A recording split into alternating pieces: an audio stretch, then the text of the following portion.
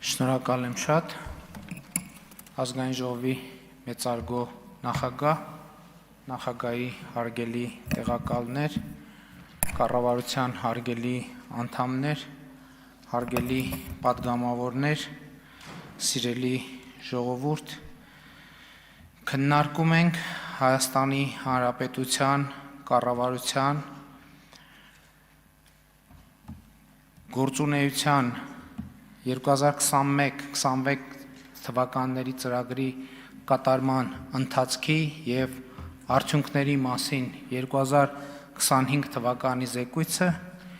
և դա անում ենք ազգային ժողովի հերթական ընտրություններից, այսինքն 2021-26 թվականների ծրագրի ժամկետի սպառումից ընդամենը 1.5 և 2018 թվականի 1.5 ամիս և 2018 թվականի ժողովրդական ոչ բռնի թավշյա հեղափոխության 8-րդ տարեդարձից 25 օր առաջ։ Միանգամից պիտի արձանագրեմ, որ այսօր մենք ունենք բոլորովին այլ պետություն, քան ունեցել ենք 2018 թվականին։ Այսօր մենք անկախ ենք ավելի, քան երբևէ, ինքնիշխան ենք ավելի, քան երբևէ, պետություն ենք ավելի, քան երբևէ, ժողովրդավարական ենք ավելի, քան երբևէ, զարգացած ենք ավելի, քան երբևէ, խաղաղ ենք ավելի, քան երբևէ, բարեկեցիկ ենք ավելի, քան երբևէ, անվտանգ ենք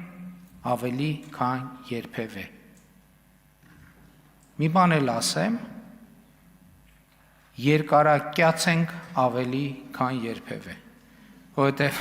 2024 թվականի արդյունքներով Հայաստանի Հանրապետությունում կյանքի միջին տևողությունը 78.6 է, ինչը բացարձակ ռեկորդային ցուցանիշ է Հայաստանի Հանրապետության գոյության ողջ ընթացքում և ինչքան հասկանում եմ, ընդհանրապես վերջին նույնիսկ Խորհրդային Միության ժամանակների հետ համեմատ։ Եվ այսօր մեր պետության հեռանկարները որոշակի են ավելի, քան երբևէ, և սա առաջին հերթին Հայաստանի և Ադրբեջանի միջև խաղաղության շնորհիվ, որը հաստատվեց 2025 թվականի օգոստոսի 8-ին ԱՄՆ մայրաքաղաք Վաշինգտոնում նախագահ Թրամփի աջակցությամբ։ Առաջիկայում մեզ սպասում են մեծ ու պատմական իրադարձություններ։ Թրամփի ուղի հանուն միջազգային խաղաղության և բարեկեցության նախագծի իրագործումը, որը Հայաստանը վերջնականորեն դուրս կբերի շուրջ 34-ամյա շրջափակումից և իհարկե Հայաստանի Հանրապետության և Ադրբեջանի Հանրապետության միջև խաղաղություն և միջպետական հարաբերություններ հաստատելու մասին համաձայնագրի ստորագրումը և վավերացումը, որը կապահովի մեր պետությունների և ժողովուրդների միջև թշնամանքի վերացման հետագա ընթացքը։ Այսօր էլ Հայաստանի և Ադրբեջանի միջև խաղաղություն է հաստատված և պետք է արձանագրել, որ այն հիմա էլ ունի բավականին ուժեղ իրավական հիմք։ Ես սա կարևոր արձանագրում եմ համարում, որը մեր իրականության մեջ ոնց որ թե երբեմն մենք բաց ենք թողնում, ասելով, որ խաղաղությունը ինքը այդպես բանավոր պայմանավորվածության կամ իրավական ուժ չունեցող դեռևս փաստաթղթերի հիման վրա է, ձևավորված այդպես չէ։